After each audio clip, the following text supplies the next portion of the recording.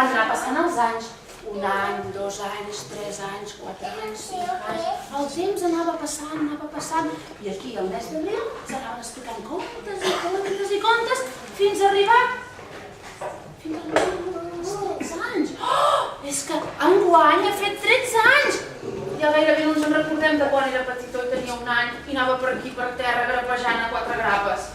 Sort en tenim de les fotografies i que alguna vegada algun lector ens diu: te'n recordes que venia al mercat de contes? Sort. Volem donar-vos les gràcies a tots vosaltres i a tots aquells que han fet possible aquests 13 anys. Teníem problemes. Tots s'ho cruspien, menys princeses, Per tant, era bo. Ni gent dels pobles, ni res. Aquest era un drac que s'ho cruspia tot.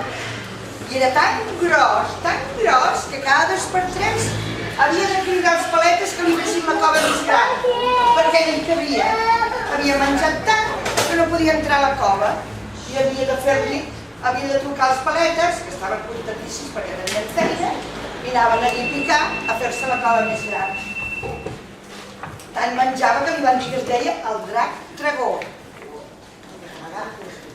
El drac dragó, la veritat, em sabia greu d'estar tan gras també. I va decidir un dia que es posaria a dieta. Es volia primar, perquè també li sortia molt car. Això que cada vegada havia de fer la cova més gran.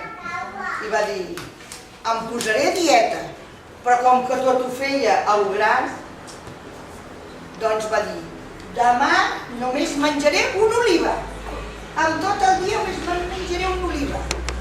Sí, l'endemà va per a taula, va posar les estovalles de fil, la vaixella que li havia regalat la seva àvia, els coberts del seu tresor, va parar una taula, va posar un plat, va posar una oliva al plat, però d'aquelles grosses, ben grossa. I esclar, s'havia de posar petiteta, potser es passava. Va posar una oliva ben grossa. Es va sentar a la taula i va dir: oliva cap dins, bomba! I l'oliva plim plam, fins que se'n va anar al fons del seu estómac. Al cap d'una estona, Déu meu, la panxa del drac! Un soroll que semblava que hi hagués un munt de tambals a dintre.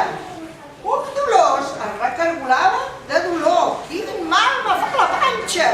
Quin mal em fa la panxa!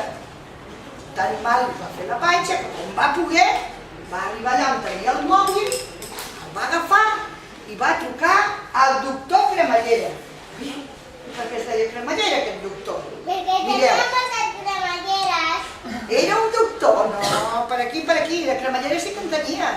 Però saps per què en tenia tantes? Doncs mira, era un doctor cirurgià que quan operava a tothom li posava una cremallera per si es deixava alguna cosa dins. La propera vegada era molt fàcil per acostumar la cremallera i buscar si es havia deixat unes pinces o unes gasses, i a tothom li instal·lava una cremallera. I ens el llegirà, oi? Que es titula? Bona nit, Teddy. Ben fort, Bona nit, Teddy. Ens aniràs ensenyant, que veurem el dibuix. S'havia acabat la tardor i el Teddy, los Blue, se nos miscava sobre l'herba. Quan els esclats deia i digués: Teddy, què fas? Has oblidat que l'hivern està aquí mateix i que els ossos ho heu de passar-vos dormint?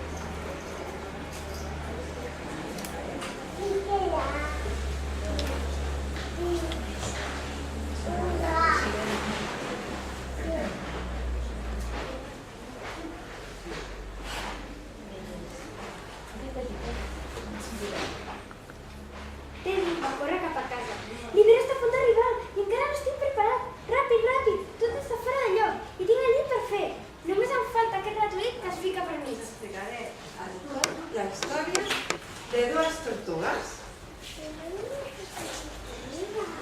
Vet aquí una vegada dues tortugues molt joves i bufades que anaven passejant per la vora d'un estany i es van trobar. Eren l'Artur i la Clementina. I què els va passar? Que es van enamorar i van decidir que seguirien la vida totes dues juntes. La Clementina era molt alegre i molt despreocupada. I anava fent plans de futur i deia: oi, Artur, farem moltes coses junts. Viatjarem i anirem a conèixer nous llocs.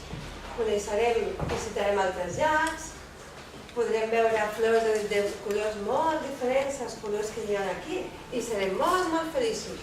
I fins i tot podem viatjar, podem anar a Venècia. Ai, sempre m'ha agradat Venècia, m'encantaria anar-hi. I l'Artur se l'escoltava així una mica com podríem dir: ai, què diu aquesta? Però bueno, i van anar a passar el temps. L'Artur va decidir que ell aniria a buscar el menjar. Marxaria pel matí i la Clementina es quedaria a casa cuidant i descansant. Però els dies passaven molt lents per la Clementina i s'avorria. I un dia va estar pensant què podia fer per entretenir-la. I va decidir, li demanaré que encantaria tocar una flauta. I li va demanar a Artur: Artur, per què no em portes una flauta? I l'Artur li va dir: una flauta? I tu per a què vols una flauta? Si tu no saps tocar. Ja, però és que m'agradaria aprendre'n. Tu no tens oïda musical. I la Clementina es va quedar així una mica trista, pensant: potser té raó, potser no sabré tocar la flauta, bueno, què hi farem? Però el dia següent l'Artur li va portar això. Què sabeu què és això? Una ràdio. Es diu gramòfon, i això es posava un disc i feia soroll com si fos els equips de música d'ara. I li va lligar a on? A la closca de la Clementina. Va treure tot el caparró per veure si ja havia eixit el sol i s'havia fet de dia, i en sec li va caure una cosa dalt del cap.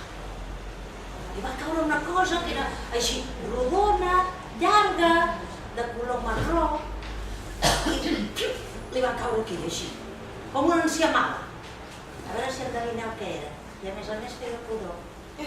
Una casa. Sí! I va dir: oh, quin fàstic! Però què és això que m'ha caigut aquí dalt del cap? Què és això que porto aquí? Qui m'ho ha fet? Qui m'ho ha fet?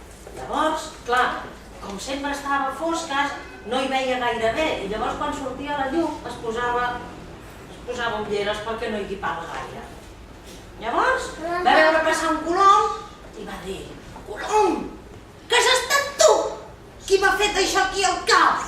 I el colom li va dir: jo no, perquè jo no ho faig així rodó, jo ho faig així. Ui, i la trompeta va haver d'enretirar-se i tot perquè el colom havia fet una coseta blanca, petiteta, com aquesta. Mira, Llavors fem una preguntes, que enguany ha sigut una mica més tardat i ja ho veiem que aquí a Tarragona, quan ve el bon temps, tothom se'n va a passejar, i a veure animalets i a córrer pels parcs, però us prometo que l'any que ve, al mes d'abril, tornarà al Mercat de Contes, com ha de ser, aquí a la sala infantil. Doncs vinga, fins l'any que ve, però espero que vingueu més, que vindreu més a la biblioteca. Fins l'any que ve no ens veurem, Paula? No, oi que no? Doncs que passeu un any ple de contes i moltes rondalles i molta fantasia i que ens veiem per aquí a la biblioteca. Doncs vinga, moltes gràcies a tots, els narradors i els que han escoltat.